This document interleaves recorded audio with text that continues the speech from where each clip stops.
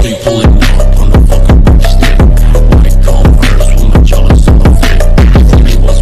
salam semuanya. Bertemu lagi bersama gua di channel pemula Sora Anime. Seperti biasa, kita lanjut lagi alur cerita Kastil lagi. Akan tetapi bagi kalian yang belum nonton video part sebelumnya, gua saranin tonton dulu biar alur ceritanya nyambung. Oke, baiklah, kita langsung gasken aja ke alur ceritanya. Karena gua tahu kalian semua tidak suka banyak basa-basi. Selamat menonton dan mendengarkan. Seperti biasa, kita review dulu sedikit dari video part sebelumnya, di mana di terakhir video kemarin Kim Shin melakukan latihan bersama Wujin yang berakhir dengan kekalahan telak Wujin dari sang MC kita, yaitu Kim Shin, serta Daegeon yang pergi setelah melihat latihan bertarung Kim Shin dan Wujin. Setelah Daegeon pergi, diperlihatkan pria pemilik rumah makan yang datang bersama Daegeon mengingat masa lalunya dulu. Dia berkata dalam benaknya, "Kalau diingat-ingat, waktu itu aku juga merasa berdebar-debar. Pada saat masa kepahlawanan, kita memang tidak memiliki apa-apa. Tapi waktu itu kita adalah yang terbaik untuk menjaga kota ini." Kak Min Seong dulu sangat kuat sampai bisa dibilang sempurna. Lalu Cha Il-go adalah pria paling sejati di antara pria sejati lainnya. Dan kita mendambakan mereka semua. Kak Min Seong dulu memang memiliki pasang surut dalam kehidupannya, tapi kapan dia bisa mendidik orang besar seperti Kim Shin? Baiklah, kalau Kak Min Seong mempercayakan semuanya padamu, ini saatnya generasi kalian. Tapi yang gue sendiri pikirin dari gambar generasi Min Seong, yaitu satu orang dengan luka sayatan di wajahnya yang terlihat sangat mirip dengan luka sayatan Choi Min Wook, sang pemimpin kastil sekarang yang diperlihatkan di video part sebelumnya. Tapi itu baru sedikit spekulasi gua aja ya teman-teman, karena di serialnya belum diceritakan siapa dia sebenarnya. Apakah dia orang yang sama atau bukan? Kalau orang yang sama, apakah dia pengkhianat atau bukan? Karena dari gambar dia terlihat seperti pemimpin yang selalu berada di baris paling depan, sama dengan pemimpin kastil Choi Min Wook. Walau bahkan di gambar tersebut ada Min Seong juga, tapi tetap orang dengan luka sayatan itu berada di baris paling depan. Alah, sorry teman-teman, jadi ngawur. Soalnya gua juga penasaran. Oke, lanjut lagi ke alur ceritanya. Di gambar lain diperlihatkan Lesul yang sedang menuju ke suatu tempat. Dia berkata dalam hatinya, "Menjelajahi seluruh negeri ya. Kim Shin memang punya keahlian membuat orang jadi bersemangat ya." Sedikit flashback 2 hari yang lalu di kota Hoyam, Kim Shin berkata kepada teman-temannya, "Akhirnya sosok kastil yang sebenarnya telah muncul ke permukaan. Tapi perbedaan kekuatan kita dan mereka bagaikan langit dan bumi. Dengan kekuatan kita yang sekarang, kalau kita berselisih dengan Haseong atau Sunjin, kita akan binasa dalam seketika. Jadi mulai sekarang kita harus memperluas pandangan keluar kota Hoea dan memperbesar serta mengumpulkan kekuatan kita. Target kita adalah orang-orang yang memiliki kebencian pada kastil seperti kita ini." Setelah Kim Shin mengatakan itu semua, tiba-tiba Somin berkata, "Aku mengerti maksudmu. Apa kau pernah mendengar tentang bos besar Wang Dokpil dari Daejeon dan Kwak Jung Heon dari Busan?" Itu nama-nama yang sudah lama tidak kita dengar. Dulu mereka adalah senior terkemuka yang menggemparkan seluruh negeri. Tidak mungkin kalau aku tidak tahu, ucap Inso. Ya benar, mereka adalah bos-bos besar yang bersaing dengan ayahku Cha Il-gok. Dulu mereka diserang secara brutal oleh orang-orang kastil. Tapi saat itu di sekitar bos Wang Dokpil dan Kwak Jung Heon selalu ada orang-orang berkompeten yang berhasil menahan serangan kastil.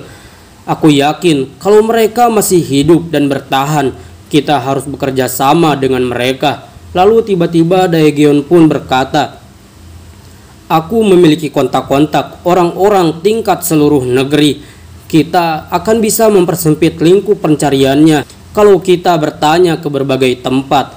Lalu Lesul menjawab, "Kalau kita berniat merekrut orang luar, aku juga teringat seseorang. Dia juga memiliki hubungan besar dengan bos Wang Dokpil. Terlebih lagi kemampuannya juga bagus dan popularitasnya juga luar biasa. Baiklah kalau begitu, aku, Jim Tae dan juga Lesul akan mengumpulkan kekuatan orang-orang luar seperti rencana yang dikatakan Somin. Lalu Cha Somin, Kim Dae-geon, dan Namgu Yacht Group akan menangani kota Hweam dan wilayah kecil di sekitarnya selama kita bertiga tidak ada di sini.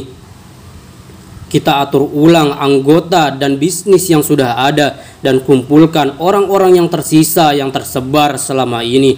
Dan selama aku tidak ada, aku serahkan kepemimpinan dan semua pertimbangan di sini pada Kim Dae-geon.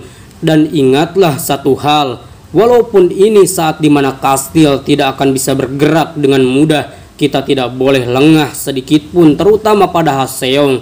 Mereka hanya membiarkan kita untuk sesaat. Jadi kita tidak boleh bersantai. Kalau ada celah sedikit saja, kita harus menganggap pisau Kim Tae-hon akan menyerang kita dengan kejam. Dari waktu 6 bulan yang diberikan, aku akan memakai setengahnya. Aku akan membuat kekuatan yang bisa mencabut salah satu nyawa dari 7 pilar kastil itu. Jadi semuanya tetaplah hidup dan mari bertemu lagi. Setelah perbincangan yang cukup lama, mereka pun dibubarkan. Berpindah ke Tato Shop di mana Taejin, sang killer yang dikalahkan Kim Shin, diperingatkan sang dokter cewek. Kau itu sepertinya sudah lama hidup dengan badan hancur ya. Lebih baik sekarang kau berhati-hatilah kalau kau tidak ingin benar-benar pergi ke akhirat. Setelah mendengar ucapan sang dokter, Taejin pun pergi. Dan ternyata sudah ada Dae-geon yang menunggunya di luar. Lalu Dae-geon berkata pada Taejin, "Bisakah kita bicara sebentar?" Lalu Dae-geon bertanya, "Apa kau akan pergi?" Yang dijawab oleh Taejin, "Ya, benar. Aku harus pergi ke suatu tempat. Aku tidak berniat kembali ke Haseong, jadi kau tidak perlu khawatir." Yang kembali dijawab oleh Dae-geon, "Aku tidak pernah berpikir seperti itu. Bos bilang saat ini kau sedang menyesali masa lalumu di kastil. Tapi aku datang menemuimu bukan ingin berbicara tentang hal itu. Katamu dulu ada 10 bajak kastil, lalu berapa levelmu kalau dibandingkan dengan mereka?" "Aku tidak mengerti apa yang kau tanyakan. Dan kenapa kau ingin tahu soal aku yang sudah gagal ini? Kastil memiliki banyak orang yang kuat. Ada orang yang lebih kuat dariku selain 10 bajak itu.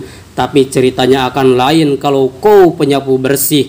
Walaupun mereka 10 bajak, tidak mudah untuk menghindari pisauku." "Apa ini menjawab pertanyaanmu, Dae-geon?" Dengan sedikit canggung dan ragu-ragu, Dae-geon berkata, "Baiklah." Dae-geon berlutut di hadapan Taejin. Taejin yang bingung dengan apa yang dilakukan Dae-geon berkata, "Woi, apa maksudnya ini? Apa yang kau lakukan?"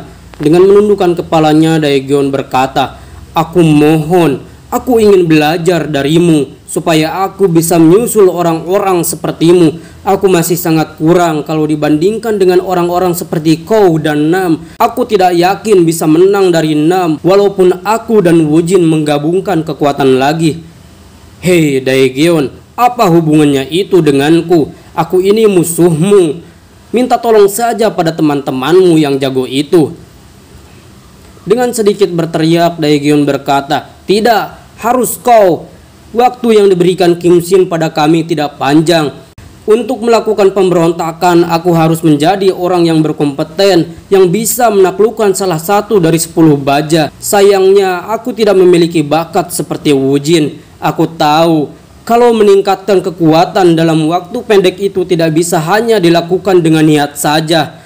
Itu benar, itu benar-benar sulit. Tapi menurutku, kuat dan menang itu persoalan yang berbeda. Aku harus mencari taktik serangan terhadap titik kelemahan dan ciri khas setiap orang dari 10 baja yang disebut sebagai poros kastil itu. Asalkan aku bisa menjadi kuat khusus untuk melawan kastil, itu sudah cukup bagiku. Aku mohon padamu, tidak masalah meskipun aku harus kehilangan semua yang kumiliki." Dengan semakin menunduk pada Taejin, "Sekali lagi, aku mohon padamu, tolong ajari aku. Aku menganggap ini adalah misi yang diberikan Kim Shin padaku. Aku mohon ajari aku, Taejin." Taejin yang melihat Dae-geon yang benar-benar serius dan tulus, Taejin berkata, "Kau berdirilah Dae-geon. Kau bawa aku ke tempat yang terpencil. Waktu yang diberikan tidak banyak. Aku akan lakukan dengan cepat selama 1 bulan. Jadi kau bersiaplah. Seketika setelah Daegeon dan Taejin pergi ke sebuah gudang terpencil, Taejin berkata pada Daegeon, sebelum mengenali siapa orang-orang berkompeten kastil, kau harus mengenali siapa dirimu dulu. Baiklah, kalau begitu kita gali dengan seksama, ucap Taejin yang langsung memasang kuda-kuda bertarungnya. Daegeon pun sama, dia terlihat melipat bajunya untuk bersiap bertarung dengan Taejin. Scene berpindah ke kota Seonan, di mana Lesul datang ke sebuah bar dan makan di sana. Diperlihatkan telah banyak orang yang terkapar di lantai dan tidak sadarkan diri. Lalu tiba-tiba, brak! Ada orang yang menendang pintu tepat di belakang Lesul. Si pelayan yang kelihatan takut pun langsung mengeluarkan keringat deras dari wajahnya dan berkata, "Bos!" Lalu orang yang menendang pintu tadi langsung berkata, siapa orang yang berani sembarangan menyebut namaku di Seonan ini? Ternyata dia bernama Go Ilhwa, salah satu orang berkompeten dari daerah Chungnam. Lesul yang kedatangan Go Ilhwa pun langsung berkata, wah, wajahmu masih sadis saja ya ternyata. Hei, lama tak jumpa ya Ilhwa. Kau masih sangar saja seperti dulu. Setelah mendengar Lesul berbicara, salah satu dari bawahan Ilhwa berkata, hei pria gorila, beraninya kau menyebut nama bos kami. Tapi Ilhwa mencoba menahan pengawalnya lalu bertanya pada Lesul, bagaimana kau bisa tahu tempat ini? Bambino, kau dulu pernah berkata kalau kau akan membangun bar seperti itu kan? Aku tahu kau selalu memegang kata-katamu Ilhwa, ucap Lesul pada Ilhwa. Yang dijawab oleh Ilhwa, tidak, aku bukan orang seperti yang kau pikirkan. Sedikit flashback 8 tahun yang lalu ketika Ilhwa pertama kali masuk penjara dan menjadi salah satu tahanan di sana. Para tahanan di sana gempar dengan kehadiran Ilhwa yang merupakan salah satu bintang dari Chungnam. Para tahanan di sana menekan Ilhwa dengan kata-kata kasar dan berteriak pada Ilhwa bahwa di penjara dia akan mampus karena tidak akan ada orang yang menolongnya. Lalu Ilhwa dengan suara lantang berteriak, hei kalian manusia-manusia sampah, mulai hari ini Go Ilhwa ini yang akan menguasai penjara Seongju. Kalau kalian berani serang aku, para manusia-manusia bangsat. Dengan perkataannya itu, para tahanan lain merasa sedikit tertekan. Lalu Ilhwa yang sudah masuk sel pun berkata pada penghuni seniornya di sana, hei, aku Go Ilhwa dari Seonan. Aku bekerja di bawah bos Wang Dokpil dari Daejeon. Kalian semua yang ada di sini jangan pernah macam-macam denganku. Dan kalian, para penghuni sel ini, cepat rapihkan tempat ini. Lalu salah satu dari tahanan tersebut berkata, mau guira ke, gua apa ke, aku tidak peduli. Tapi perkenalanmu masuk ke sini buruk sekali. Dan ternyata tahanan tersebut adalah Lesul yang saat itu sedang dipenjara juga. Hei kau orang baru, perkenalkan dirimu sekali lagi. Lalu Ilhwa dan Lesul yang belum saling mengenal pun saling menatap dengan tatapan saling mendominasi. Lalu Ilhwa berkata, jadi kau ketuanya, apa kau tidak tahu siapa aku? Dengan berlari menyerang Lesul, Ilhwa berkata, bajingan, aku ini bawah nomor 1 Wang Dokpil dari Daejeon, yaitu Go Ilhwa. Dengan satu pukulan keras, Ilhwa berhasil memukuh wajah Lesul, tapi Lesul tidak bergeming sedikit pun. Lalu Lesul berkata, apa yang kau lakukan? Ternyata tidak ada apa-apanya. Ilhwa hanya terkaget. Serangan yang telak yang ia lancarkan dengan benar tidak berpengaruh padanya. Tiba-tiba Lesul memegang pundak Ilhwa yang membuat Ilhwa harus berlutut. Lalu Lesul berkata, hei bajingan, kalau kau masuk ke penjara karena berbuat salah, kau harusnya berusaha untuk hidup lurus. Jangan coba-coba untuk melawanku. Lalu kau perkenalkan dirimu sekali lagi, brengsek. Ilhwa yang kesakitan pun cuma berkata dalam benaknya, apa-apaan ini? Aku kalah hanya dengan melawan tangannya saja. Berdebah dari mana dia sebenarnya? Lalu Shin pun berpindah pada Ilhwa yang sedang menatap Lesul. Dia berkata dalam benaknya, rupanya dia berasal dari Hwoeam. Berarti dia anggota klan Cha Il-guk. Kemampuannya sehebat itu. Tapi kenapa aku tidak pernah mendengar namanya? Sialan, kenapa dia menatapku? Dan kenapa aku yang tidak terkalahkan pun merasa takut pada berdebah sepertinya? Seketika sewaktu mandi, Ilwa yang masih merasa tertekan pun masih kepikiran terhadap Lesul. Lalu tiba-tiba banyak orang yang menghampiri Ilwa saat itu. Ilwa yang masih terlihat angkuh pun berkata pada mereka, "Kalau kalian datang ke sini untuk menangkapku, setidaknya kalian bawa 20 orang." Seketika setelah Ilwa berucap, tiba-tiba melesat sikat gigi yang sudah ditajamkan padanya dan menembus paha Ilwa. Ilwa yang terkaget langsung menyerang orang di sekitarnya dengan melancarkan satu pukulan, tapi orang itu bisa menghindarinya. Lalu orang itu berkata, "Gimana? Apakah kakimu terasa segar sekarang? Setelah mendengar kau akan kemari, aku mengasah itu selama 3 hari, ucap orang itu sambil tersenyum. Ilwa yang merasa situasinya kurang bagus dan terkepung, dia berkata dalam benaknya, "Apa aku akan berakhir cuma karena sampah-sampah ini?" Orang-orang tadi mencoba menghampiri Ilwa yang sendirian. Tiba-tiba ada orang yang berteriak, "Hentikan!" Ternyata itu adalah Lesul yang berusaha melerai perkelahian di sana. Lalu Lesul berkata, "Aku tidak tahu apa masalah kalian, tapi kalian jangan pernah kelewatan di hadapanku." Ilwa yang menatap Lesul berkata dalam hatinya, "Kenapa dia membantuku?" Lalu salah seorang yang menghampiri Ilwa berkata, "Lesul, ini balas dendam pribadi kami. Ini masalah hutang budi kami dengan dia. Jadi kau jangan ikut campur kalau kau tidak mau terluka, Lesul." Dengan mengikatkan kain ke kakinya, Lesul berkata pada orang-orang tadi, "Jadi kalian mau balas dendam dengan cara keroyokan seperti ini? Apa benar kalian mafia-mafia? Bahkan di luar kalian cuma sampah yang tidak bisa apa-apa, dan akhirnya kalian malah berbuat ulah di penjara. Hei Ilwa, kau urus si mata sipit itu, biar aku yang akan membereskan sisa sampahnya." Seketika itu juga Lesul langsung menyerang mereka. Begitupun Ilwa yang langsung menyerang musuhnya dengan satu tamparan yang membuat musuhnya langsung terhempas. Lesul yang bertarung melawan beberapa orang berhasil menghindari satu serangan lawannya yang berusaha menebaskan pisaunya ke arah Lesul. Lalu Lesul berhasil menangkap satu orang lawannya lalu mendorongnya sehingga beberapa lawannya harus terseret dan terjepit di dinding di belakangnya. Melihat Lesul yang sedikit lengah, satu orang musuh berusaha menikamnya dari belakang. Tapi Ilwa yang sudah berhasil membereskan satu musuhnya langsung menahannya dengan melancarkan tamparan keras ke orang tersebut sampai membuatnya terhempas. Si mata sipit yang sudah bangkit segera mengambil sikat gigi dan berusaha menikam Lesul dari belakang. Tapi Ilwa berhasil menahan serangan tersebut dengan tangannya yang membuat tangannya harus berlumuran darah. Lalu menghajar si mata sipit itu, yang akhirnya mereka semua pun berhasil Ilwa dan Lesul kalahkan. Dan sejak saat itu hubungan mereka berdua menjadi semakin baik dan berteman. Bahkan Lesul bercerita pada Ilwa kalau setelah dia keluar penjara, dia berencana untuk mengumpulkan uang dan membangun panti asuhan yang bisa membesarkan anak-anak yang tidak memiliki keluarga dan membuat mereka bisa hidup bahagia. "Dan nanti aku akan mempekerjakanmu secara khusus," ucap Lesul. Tapi masalahnya wajahmu menyeramkan. Hahaha, ucap Lesul sambil tertawa. "Kalau aku bisa membuat preman sepertimu menjalani hidup baru, itu akan sangat berarti untukku, Ilwa." Tidak perlu repot-repot. Aku juga sama sepertimu. Aku juga orang yang memiliki mimpi sendiri.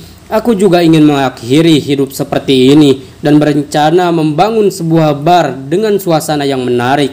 Aku juga sudah menentukan nama barnya, yaitu Bambino. Lalu Sin pun berpindah ke waktu sekarang. Ilwa yang kedatangan teman lamanya yaitu Lesul, dia berkata, "Maaf Lesul, tapi Ilwa yang dulu sudah tidak ada di sini. Tapi selagi kau di Seonan, minum dan bersantailah dulu Lesul. Karena aku banyak pekerjaan," ucap Ilwa. "Aku yang akan membayar minumannya. Pelayan, berikan minuman terbaik padanya, jangan yang murahan." Seketika pelayan bar di situ langsung mengiyakan perkataan Ilwa. Setelah Ilwa berbicara, seketika Lesul berkata, "Hei Ilwa sialan, hanya ini yang bisa kau lakukan. Aku adalah Lesul, Mungkin orang tidak tahu siapa aku, tapi kau tidak bisa membodohiku, Ilwa.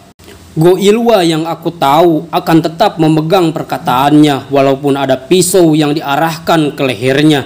Setelah keluar penjara, kau selalu mencariku beberapa kali kan? Tapi kau selalu pergi tanpa mengatakan apa-apa. Kau pikir aku tidak tahu itu, Ilwa. Adikku Ilwa bukanlah seorang pecundang.